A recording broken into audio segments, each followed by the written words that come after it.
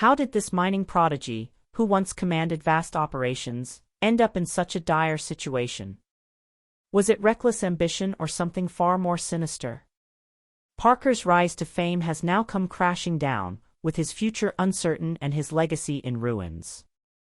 This is the same Parker who used his college savings to launch a mining career, who struck over $13 million worth of gold before he was 25, and who turned gritty mining into TV gold. In season 14 alone, his team brought in $24 million. But now his $16 million in earnings from this season are frozen. His Dominion Creek operations are under investigation, and fans are left asking, how did a mining legend fall so far?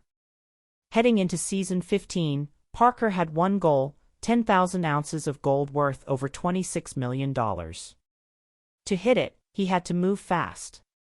He spent $2.5 million on two high-risk, high-reward claims, Gold Run and Sulphur Creek, some of the richest yet most unstable grounds in the Klondike. To maximize production, he ordered a record-breaking 25-mile haul to move his biggest wash plant, Bob, giving his team just 10 hours. At first, the gamble paid off. Within days, Bob pulled nearly $766,000 in gold. And combined with Roxanne's output, they surpassed 6,000 ounces. But behind the scenes, trouble loomed. Big Red, his most reliable plant, finally failed after 12 seasons. Worse, legal challenges were mounting. Parker had bypassed environmental protocols in a rushed land deal to expand operations. And when his team broke ground at Sulphur Creek, regulators took notice. One decision changed everything. Questions began swirling about missing permits, the disruption of a protected waterway, and the discovery of buried fuel tanks on site. There were no straightforward answers. The earliest signs of trouble were subtle: a postponed inspection, an unannounced visit from environmental authorities. But the red flags were already being raised. As Parker Schnabel ramped up his mining operations, running around the clock and hauling massive loads of gravel through ecologically sensitive zones, those flags turned into formal subpoenas. Then came the real shocker: federal charges. Parker was accused of serious environmental violations, not minor slip-ups, but large-scale breaches. These included illegal dredging, disturbing federally protected streams, and neglecting proper waste disposal protocols. All of it traced back to the high-stakes $2.5 million land deal. Investigators dug deeper and uncovered even more. Paperwork was missing. Permits appeared to have been overridden.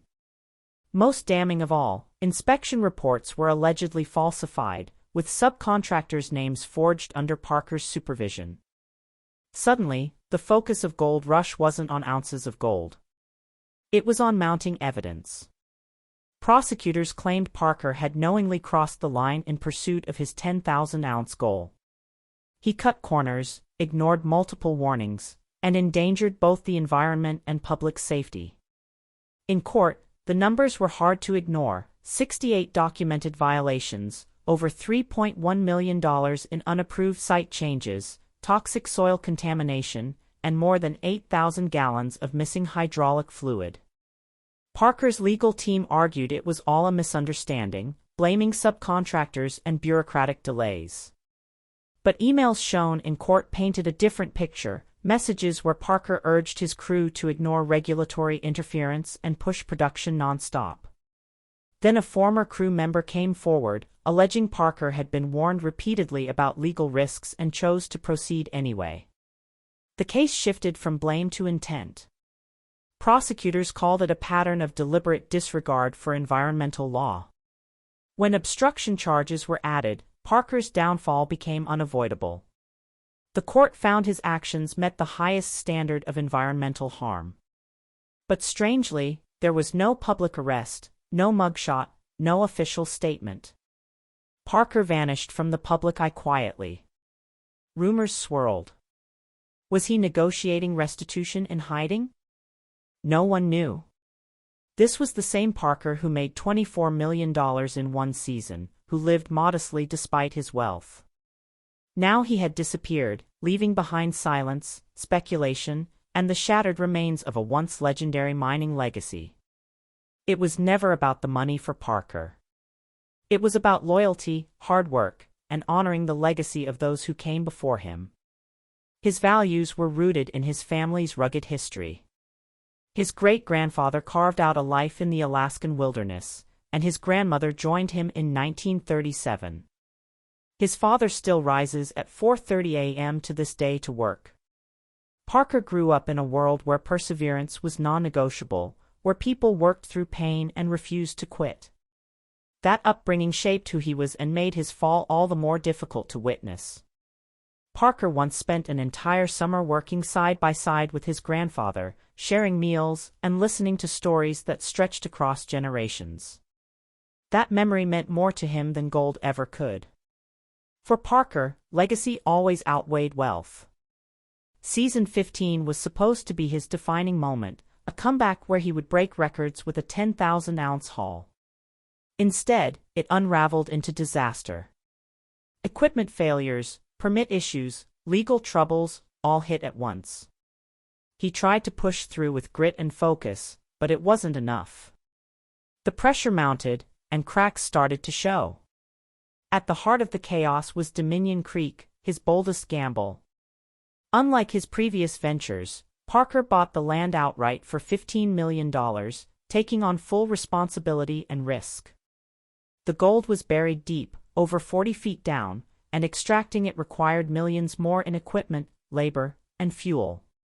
The potential reward was massive, 80,000 ounces of gold worth roughly $160 million. But he only had 6 years on his water permits. Parker went all in. His team moved over 25 million Banky yards of material, aiming for 4 million yards each season. That kind of workload demanded everything from everyone. Tyson, Lee, Mitch Blaschke, and the rest of the crew were constantly under pressure. Every delay cost money. Every misstep risked everything.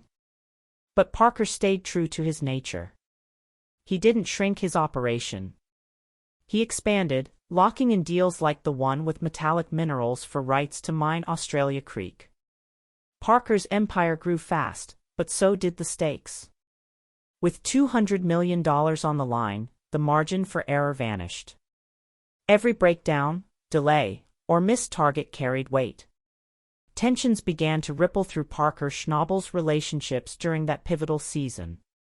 He barely crossed paths with Rick Ness, just 2 brief encounters all summer, one of which was a film sit-down over Rick's personal struggles.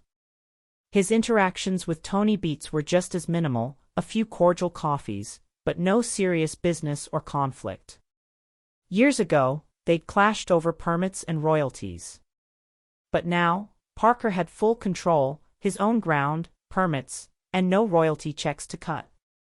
That independence brought fewer fights but also more isolation. As the pressure at Dominion Creek ramped up, Parker had little outside support. While fully focused on operations, he also juggled public commitments, closing deals with Metallic Minerals and overseeing a 400-hole drilling program.